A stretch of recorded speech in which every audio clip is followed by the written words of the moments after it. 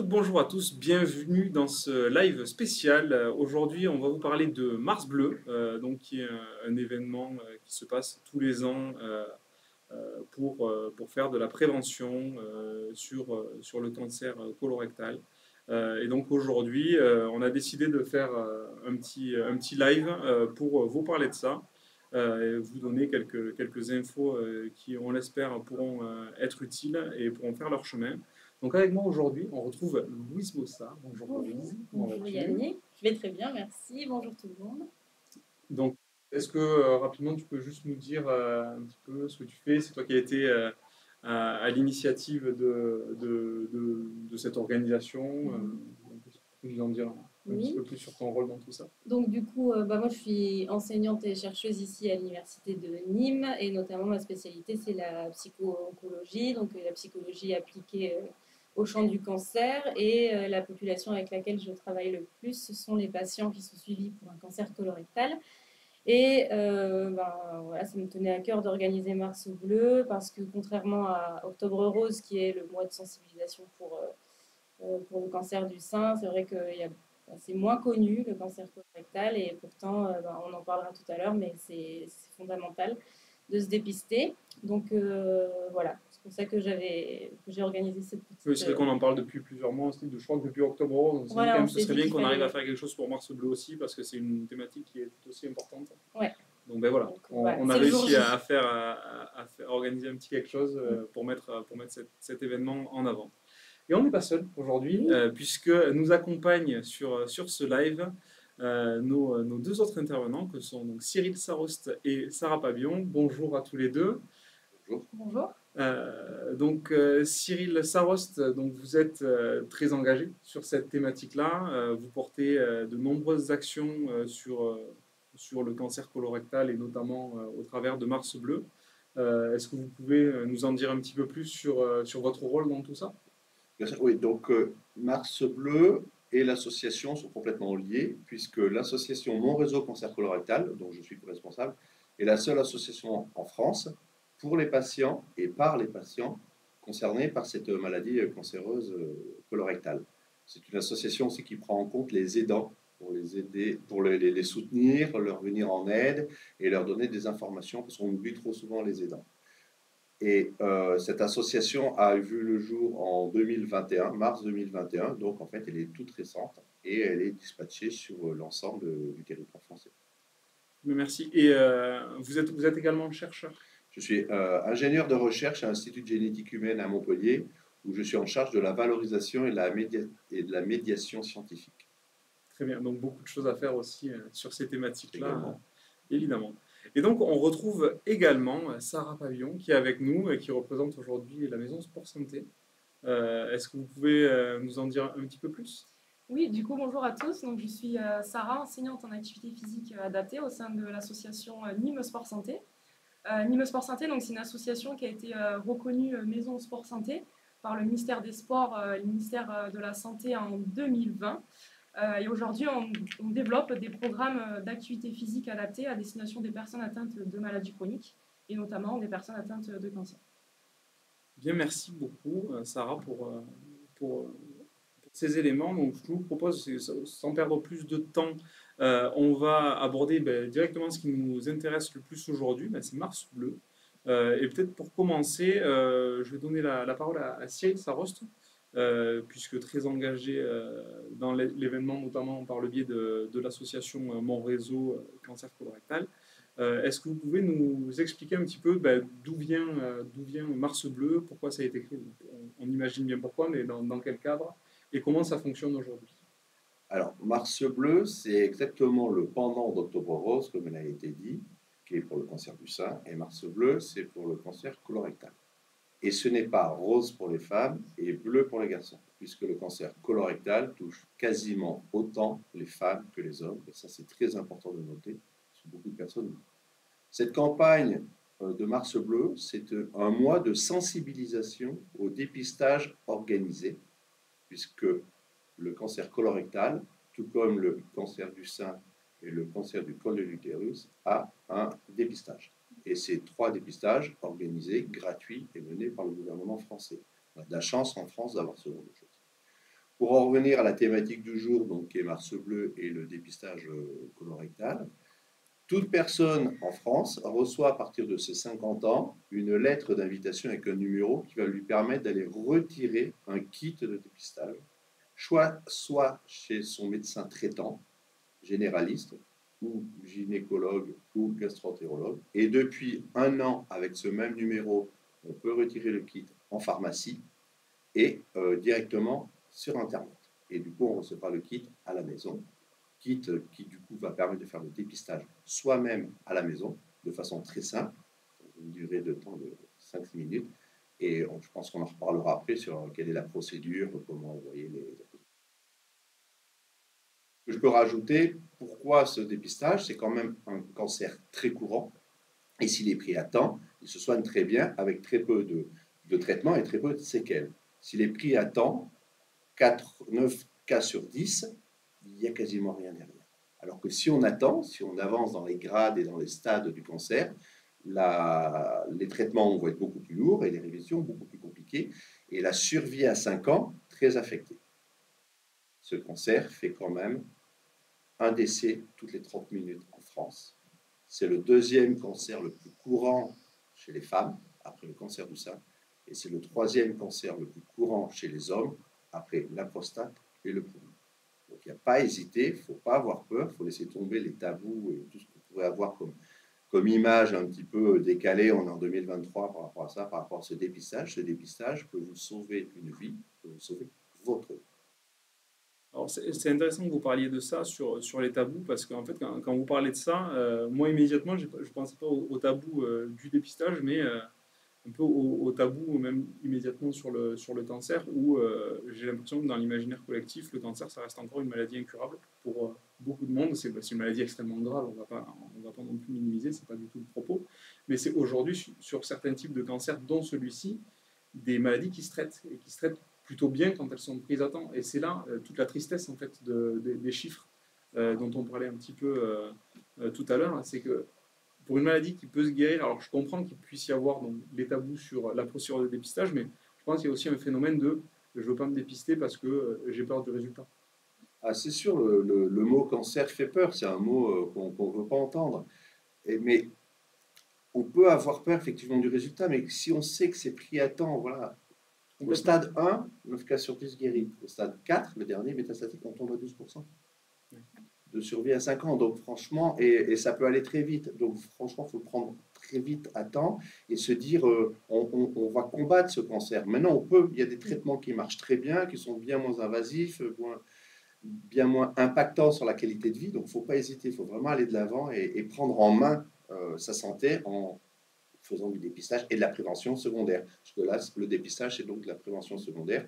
La prévention primaire étant justement une qualité de vie avant, donc éviter la sédentarité, manger correctement, mais on en reparlera certainement pendant ce live.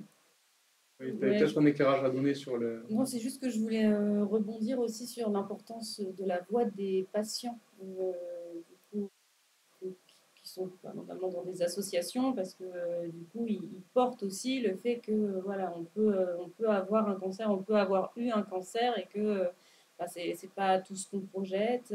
Ça peut bien se passer dans certains cas. C'était un peu l'idée dans Octobre Rose. Le ciné-débat, c'était ça en fait, c'était de montrer que dans certains cas, l'issue est positive pour justement un peu désacraliser le diagnostic et ce mot qui fait très peur. Peut-être juste expliquer rapidement, parce que je pense qu'il y a des gens qui ne savent pas ce qui s'est passé. Fait, ce que l'événement qu'on a organisé pour Octobre Rose, histoire juste de resituer. Oui, en Octobre Rose, on a du coup organisé une soirée ciné-débat où il y avait la projection d'un film qui était en fait un film documentaire sur le parcours de soins d'une patiente qui avait eu un cancer du sein. Et donc voilà, on voit un peu tout le parcours, l'annonce, la chimiothérapie, la radiothérapie et tout l'impact aussi sur la famille. Donc voilà, ça sensibilisait quand même bien, mais c'est un film documentaire qui est quand même très tourné positivement sur la maladie, la résilience, voilà, place du proche aidant. Et voilà, le message était bien passé et je pense que c'est comme ça que les messages passent bien aussi, c'est quand ça vient plutôt de la part des médecins ou des personnes qui travaillent dans le dépistage, ça passe moins bien que quand c'est vraiment les pairs qui en parlent, donc les patients touchés.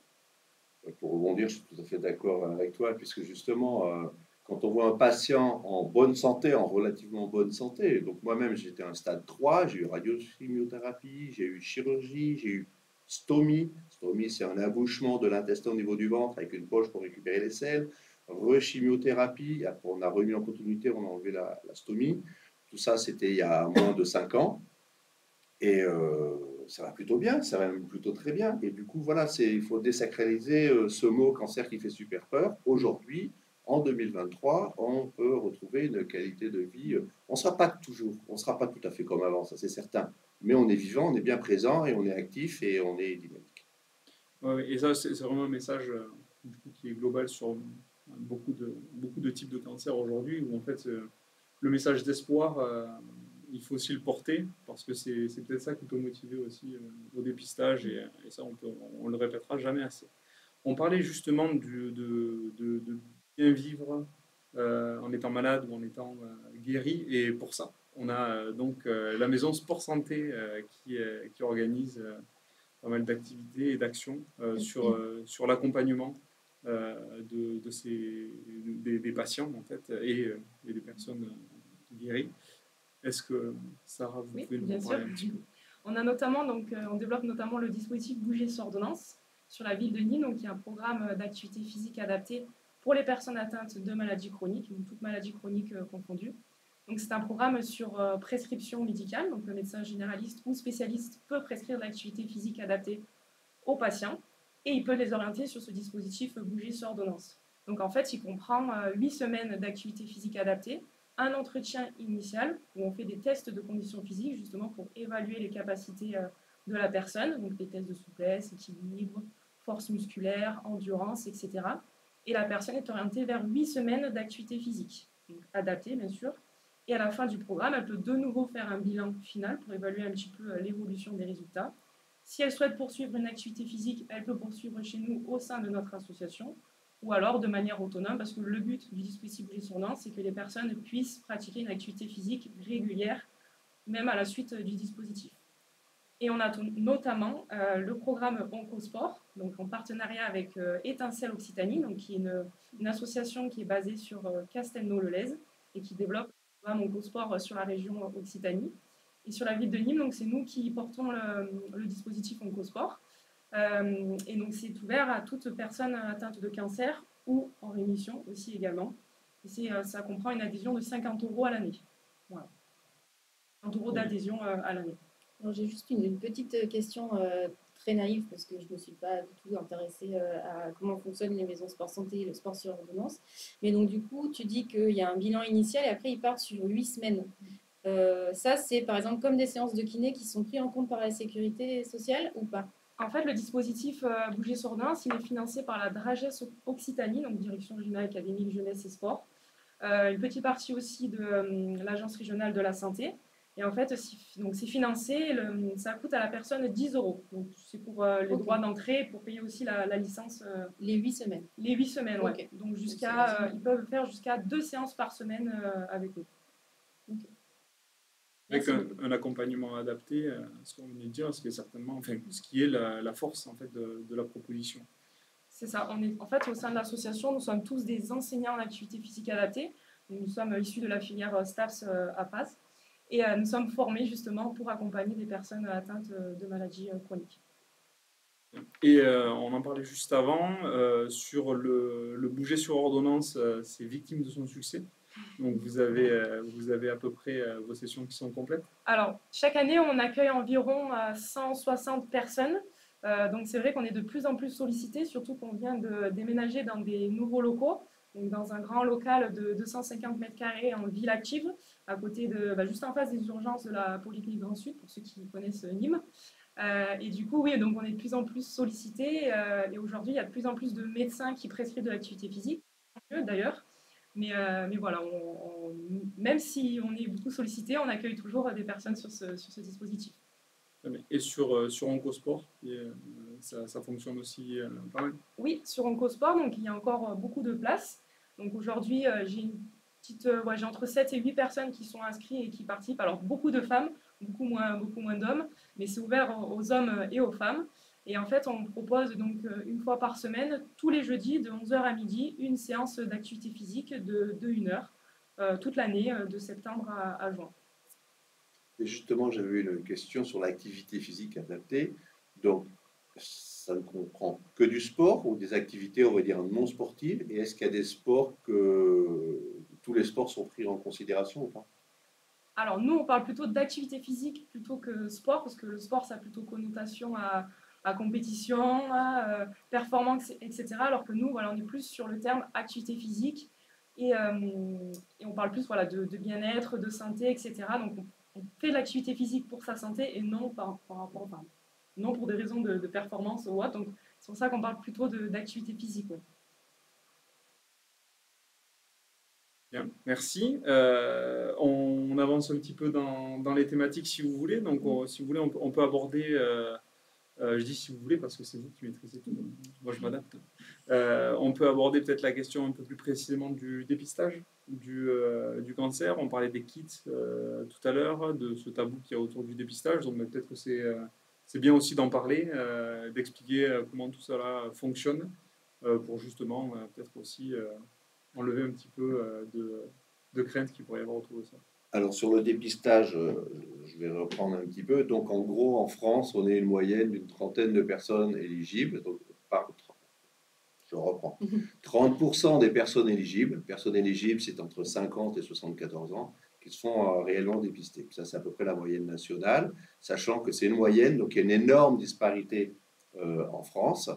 Et moi, je viens de Montpellier, l'Hérault, et typiquement, l'Hérault est très très mal classé. On est à 23,5%, alors que d'autres départements comme l'Isère seront beaucoup plus hauts. Donc, la grande question qu'on peut se poser, c'est pourquoi. On n'est pas là pour y répondre. Je pense qu'il y a des campagnes qui sont plus ou moins bien faites. Une fois que vous avez ce kit chez vous, que vous avez retiré, donc, ou en pharmacie, ou auprès de votre médecin traitant, ou maintenant par Internet, qui sont donc pharmacie et Internet, deux choses complètement nouvelles, qui n'existaient pas l'an dernier. Et ça avait d'ailleurs été mis en avant sur une enquête que mon réseau Cancer colorectal avait fait en 2021 auprès de quasiment 1700 répondants. Pourquoi il y a si peu de personnes qui sont dépistées? Et la difficulté, c'était arriver à avoir le kit. Parce que certains médecins n'avaient pas le kit à donner. On n'avait pas envie d'aller payer une consultation alors qu'on était en bonne santé pour avoir le kit. Et on s'était dit, mais pourquoi pas l'avoir en pharmacie ou sur Internet, c'est plus simple. Et on nous a entendus. Et c'est maintenant disponible. Ah si, c'est beaucoup plus simple. Après, le kit, c'est rien du tout. Hein. Vous recevez, donc quand vous l'avez, c'est une enveloppe où vous allez mettre une espèce de papier filé sur la lunette de vos toilettes après avoir uriné au préalable et avec une espèce de petit goupillon qui est dans un tube et qui est fourni dans le kit. Vous grattez vos selles, vous remettez ce petit goupillon dans le tube, vous fermez, enveloppe pré-timbrée, vous déposez ça à la poste de préférence en début de semaine, pas la veille d'un jour de grève, pas la veille d'un jour férié, pour que ça arrive à temps au laboratoire, et vous recevez les résultats très rapidement. Si par hasard votre test, oubliez aussi de dire, très important, il y a une feuille de renseignement qui est évidemment à remplir, parce qu'il y a beaucoup de tests qui arrivent au laboratoire qui ne sont pas traitables, parce que ou ils ont eu un délai trop long dans les voies postales, ou parce que les renseignements n'étaient pas donnés correctement sur les feuilles. Et ce n'est pas parce que vous avez un test, ce test-là, donc facile à faire, que vous avez s'il est positif, que vous avez forcément un cancer. S'il est positif, la deuxième étape, c'est qu'on va vous prescrire une coloscopie. Et ce n'est pas parce que vous faites une coloscopie que vous aurez forcément un cancer. Mais l'avantage de la coloscopie, c'est qu'il se fait sous anesthésie générale. Une fois que la coloscopie, si on voit des polypes, ils vont enlever les gastro-entérologues vont enlever tous les polypes. Et un polype, pour partir de l'état le plus petit à un état potentiellement cancéreux, ça va mettre 10 ans à se former. Donc on repart quelque part avec toute la machinerie remise à neuf, remise au propre, et c'est très rassurant. Si par hasard il y a un polype qui est un petit peu bizarre qu'ils n'arrivent pas à enlever, ils vont faire une biopsie, ils vont extraire un morceau, ils vont l'analyser, et là derrière, on vous dira si c'est cancéreux ou pas. Mais il y a très peu, statistiques, il y a très peu de cas de cancer par rapport au nombre de coloscopies qui sont faites dans ce pays. Alors moi, je me permets juste de rebondir parce que c'est quelque chose sur lequel j'insiste auprès des étudiants, c'est va être la différence entre dépistage et diagnostic. C'est une question que je pose toujours en début de cours. Est-ce que vous savez la différence entre les deux? En général, ça fait un blanc. Et du coup, je suppose que dans la population générale aussi, on ne sait pas, mais ça peut être parfois le même amalgame. Alors, depuis le Covid, les gens ont compris quand même que se faire dépister, ça ne voulait pas forcément dire être malade. Donc maintenant, je profite un petit peu du Covid pour sensibiliser à ça et pour dire, voilà, ça peut faire peur, mais en fait, ça ne garantit rien. Et donc, au contraire, en fait, ça peut permettre de dire qu'on est plus ou moins à risque. Enfin, je sais pas, faut, je pense, insister sur ce message-là que le dépistage, ça sauve avant tout, quoi. Ça annonce pas forcément une mauvaise nouvelle. Donc, voilà, je trouvais que c'était assez bien expliqué.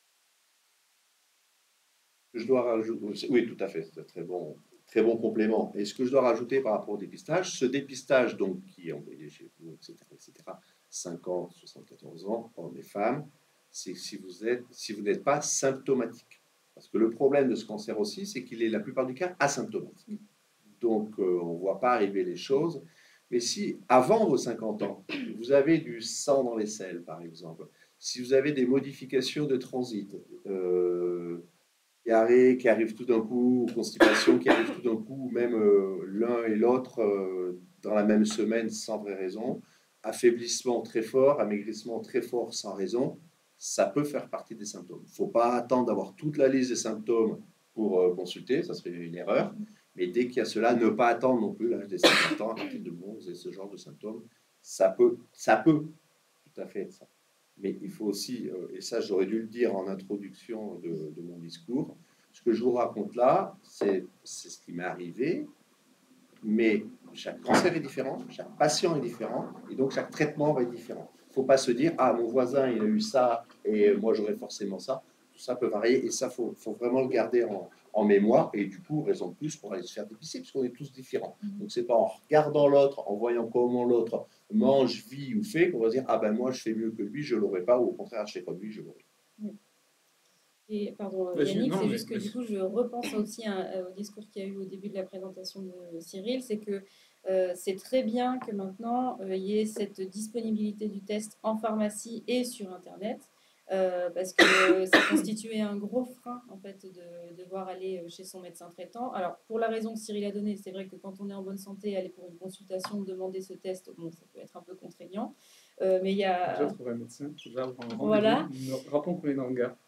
C'est ça, mais il y a aussi le côté, parce que du coup je pense à une enquête qui avait été réalisée à l'époque où j'étais doctorante, une enquête qualitative auprès des médecins généralistes qui disait en fait ne pas avoir le temps, ne pas y penser au moment de la consultation. Oui. Et donc je pense qu'il y avait beaucoup de loupés aussi à cause de ça. Et il faut savoir aussi que depuis, peut-être Cyril me corrigera, mais je pense que ça doit être depuis 2016 ou 2017, l'arrivée de nouveaux tests de dépistage. Où avant, du coup, ça demandait de recueillir les selles sur 3 jours. Maintenant, on est passé sur une seule fois, donc c'est quand même beaucoup moins contraignant. Si par exemple, on le reçoit par Internet, il y a aussi ce côté anonyme, personne ne sait que j'ai été récupérer ça à ma pharmacie. Voilà. Bah oui, mais ça joue beaucoup. Non, mais tu as raison. C'est très important ce que tu dis. D'ailleurs, c'est dommage, j'aurais dû amener un kit. Enfin, j'en ai un dans mon sac, mais il est trop loin là. Le goupillon et le petit tube, c'est grand comme ça. C'est pas, on va pas récolter ça dans un pot énorme. Non, mais c'est ce qui. C'est pas comme les. C'est pas comme les urines. Voilà, c'est une quantité. C'est ça, le pot, c'est ça. Et là-dedans, il y a le goupillon, il y a le bouchon et tout. C'est vraiment très. Et c'est ça, je pense, qui devait faire peur aux gens, puisqu'en fait, on ne l'a pas montré assez, ce fameux test, et les gens devaient se dire, mais qu'est-ce qu'il va falloir faire? Je vais retourner avec mon pot de sel énorme, comme un pot de peinture au laboratoire, alors que là, pas du tout, c'est du petit, c'est à la poste. Ce que je vous propose, c'est que je mets un plan où vous n'êtes pas, et je vous libère pour aller récupérer le kit, si vous voulez, comme ça on le montre. Je trouve que c'est important quand même, si on peut, au moins ça permet de faire ça. Donc oui, on rappelle donc, les dépistages. Alors, en plus, merci pour les économies pour la Sécu. Évidemment, de ne pas être obligé de passer par un médecin traitant pour avoir une ordonnance. Ça fait une consultation de moins à rembourser pour la Sécu. Donc, merci pour cette évolution. Je pense que j'insiste aussi sur les âges. Hein, du coup, à partir de 50 ans, hommes et femmes. Parce que ça, vraiment... 50 ans, en fait, on y arrive vite. Hein, on ne se considère pas touché. Non, alors, bon... Voilà, faut pas non plus. Non, mais il y a autre chose, c'est que en fait, les gens, je pense que si on leur disait tous les ans, vous avez, je comprendrais qu'ils passent la tête. Oui, parce que c'est quand même. Alors, il y a le côté anesthésie générale qui peut être quand même un petit peu impressionnant, quoi. Donc, ça, c'est sûr que sur des examens Oui. récurrents. Parce que par exemple, les femmes, c'est mammographie, c'est quand même pas l'examen le plus agréable du Ouais. monde. Là, franchement, c'est moins contraignant. Alors, c'est tabou parce que c'est des selles. Oui. Mais voilà, je préfère largement ça qu'une coloscopie tous les ans. Ah oui, non, c'est sûr. Et puis de toute manière tabou parce que les selles et tout ce qui est en dessous de la ceinture en France. Hein, donc ce test, cette enveloppe que vous allez retirer après votre invitation, c'est tous les 2 ans, à partir du moment où le test est négatif.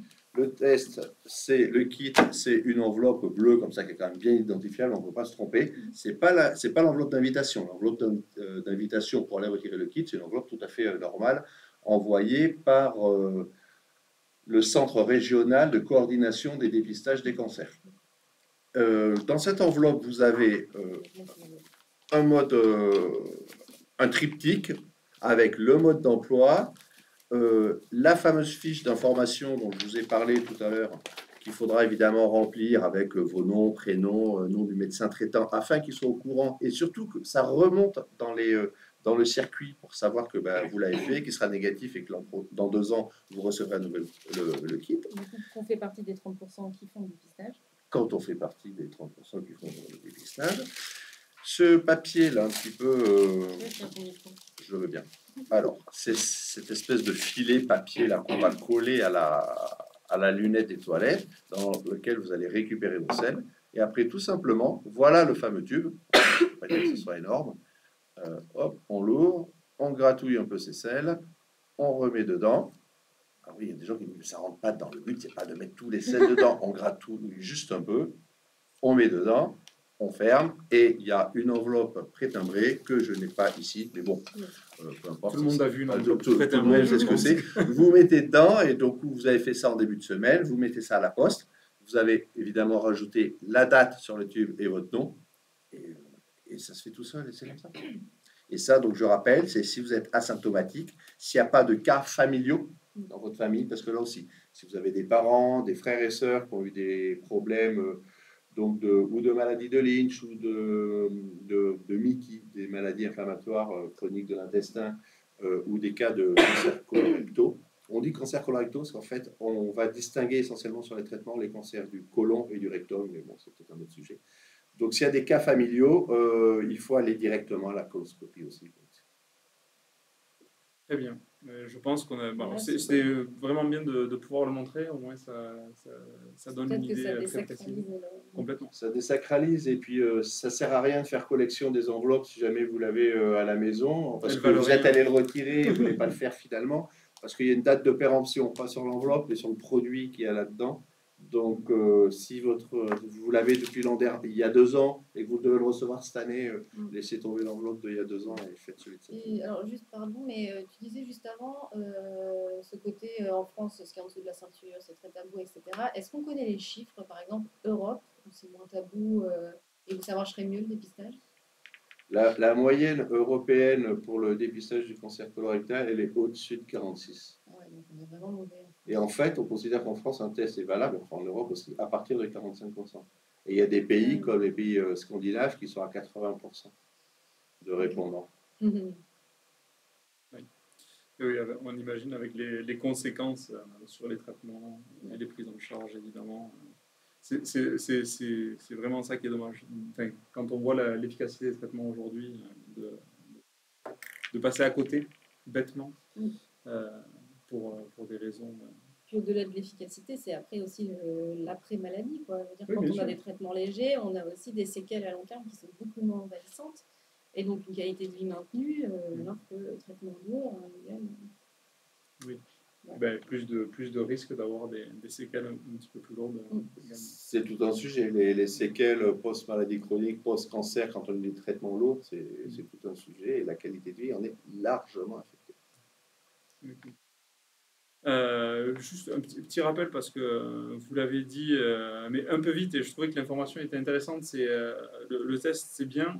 Pour l'envoyer, il faut choisir ses jours. En début de semaine ouvrable, ça peut être pas mal.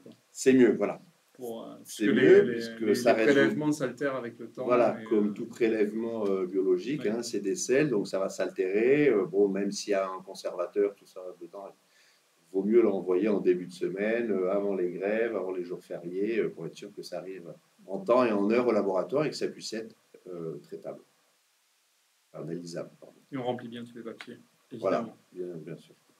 Je remarque aussi, puisqu'on a votre affiche juste derrière, qu'il y a une appli qui est organisée par le réseau.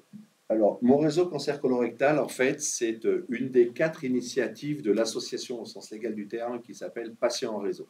Initialement, on avait créé mon réseau cancer du sein, puis mon réseau cancer du poumon, enfin mon réseau cancer gynéco. Et quand en 2019, on a réalisé que France Colo, la seule association qu'il y avait à l'époque, mettait la clé sous la porte, on s'est dit il faut vite créer quelque chose. On a créé mon réseau cancer colorectal.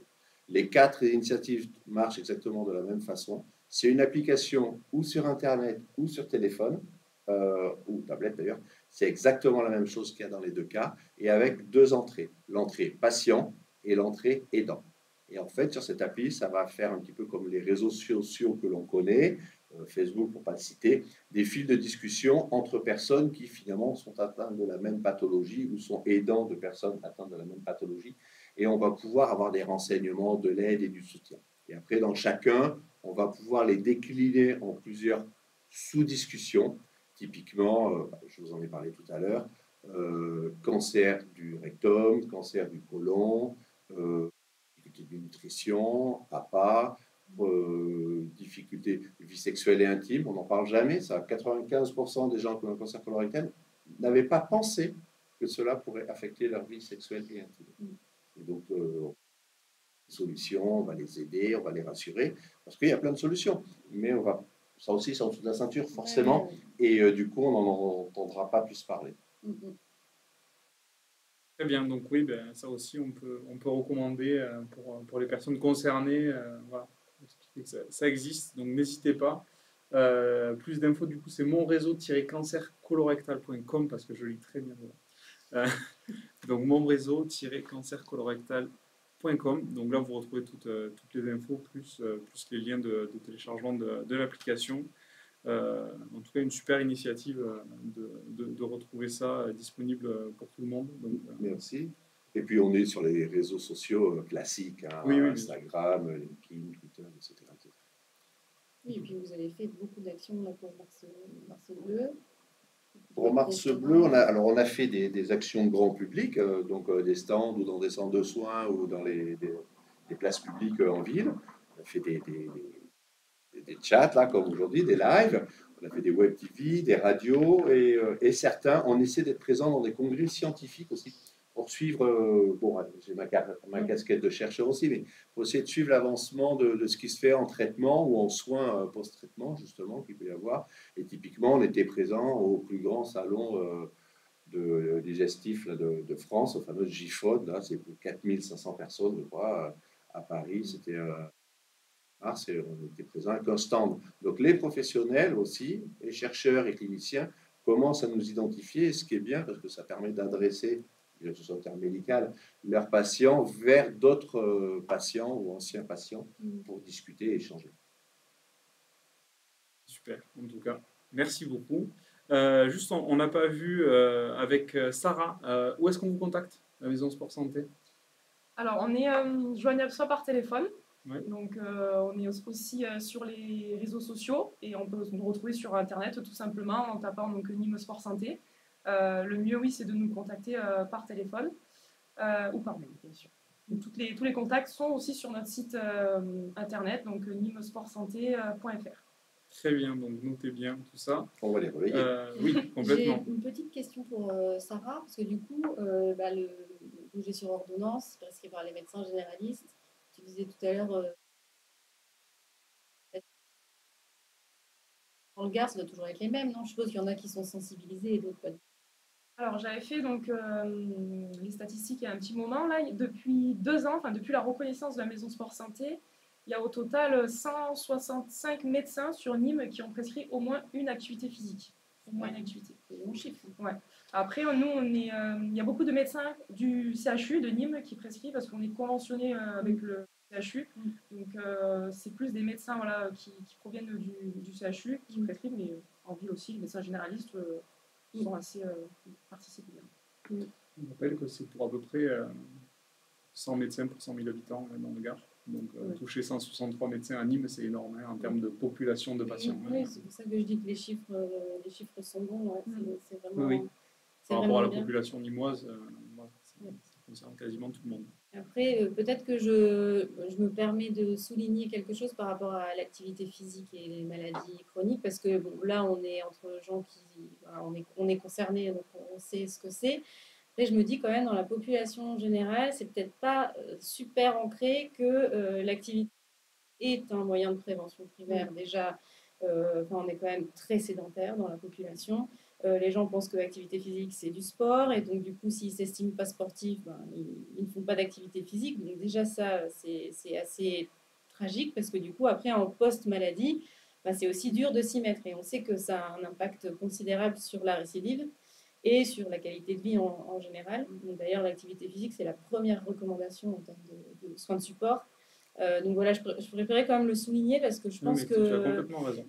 On verra jusqu'où va ce live, mais je pense que voilà, c'est important dans la population générale de faire passer ce message que l'activité physique c'est la santé, que déjà ça nous maintient en santé et que même dans la maladie il faut en faire et que ça nous prévient d'une altération de l'état général, voire même de cette fameuse récidive qui fait peur. Tu as bien dit, c'est l'activité physique, une notion très importante, mais il y a aussi la sédentarité. Il faut pratiquer régulièrement une activité physique, mais il faut aussi réduire la sédentarité et passer moins de temps en position assise dans la journée. Oui. Justement, à ce propos, je me souviens que pendant que je faisais ma thèse aussi, il y avait un doctorant en STAPS qui travaillait sur la sédentarité et donc qui m'avait un peu déprimée parce que du coup, j'étais quand même sportive, c'est-à-dire que je courais régulièrement dans la semaine et il me disait, mais toi, tu es ultra sédentaire parce que tu passes 8 heures assise à ton bureau et j'étais là. D'accord, je suis maintenant déprimée. Et lui, travailler debout, il forçait un peu tout le monde à faire des marches régulières. Mais bon, voilà, je pense que ce message-là, moi, je l'ai maintenant. Et puis bon, je suis dedans, donc je lis quand même beaucoup sur les bienfaits de l'activité physique. Bon, même avec ça, j'ai quand même des fois du mal à me motiver. Mais c'est pas assez bien passé, j'ai l'impression. Les nouvelles générations, oui. Mais par exemple, la génération de mes parents, c'est pas du tout ancré. Et puis quand on voit les chiffres de l'obésité aussi, c'est assez tragique, quoi. C'est ça. On recommande aujourd'hui au minimum 30 minutes d'activité physique par jour. Après, ce qu'il faut faire passer comme message, c'est que même si on ne pratique pas du tout d'activité physique et qu'on se remet progressivement, même si on en fait 15 minutes par jour, il y a déjà des effets positifs. Oui. Donc, ce qu'il faut, c'est y aller progressivement et surtout de manière régulière. Oui.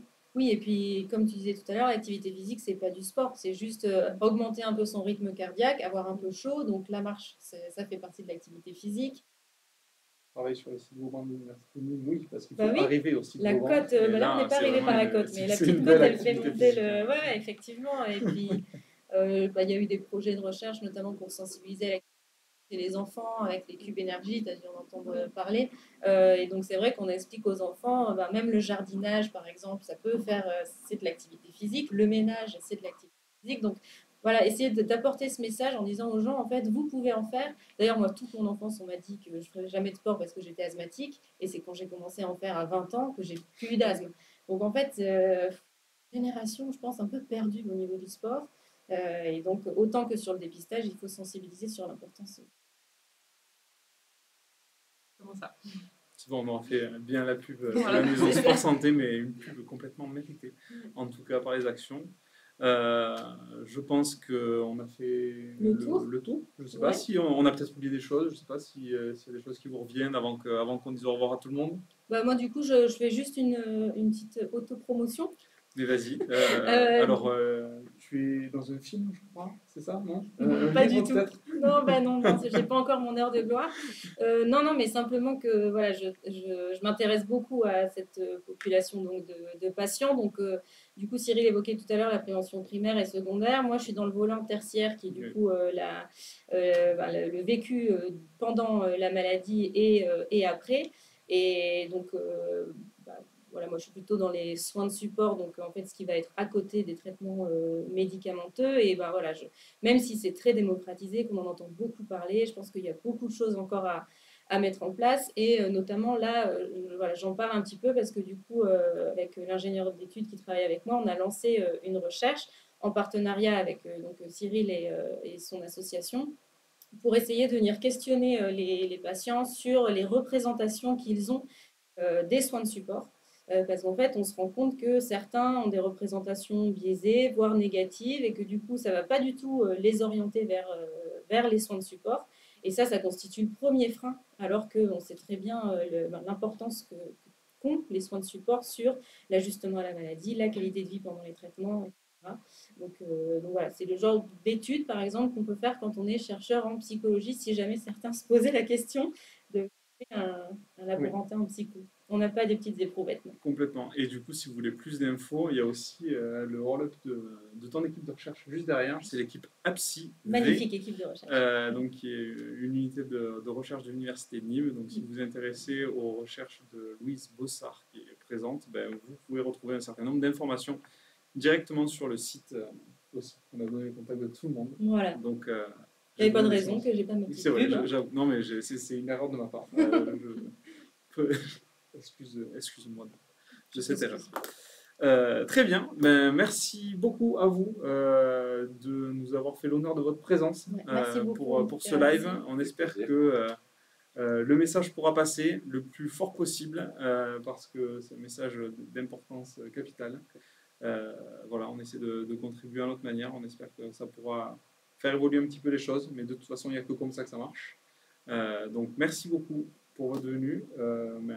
À très bientôt. Merci à vous d'avoir regardé. Le personnel de Nîmes devrait regarder ce live. Oui, mais on va le mettre sur tous les écrans. Au moins. Merci beaucoup. Merci de nous avoir regardés. Merci à toi, Yannick. À très bientôt. Avec plaisir. Au revoir tout le monde. Au revoir. Au revoir. Au revoir.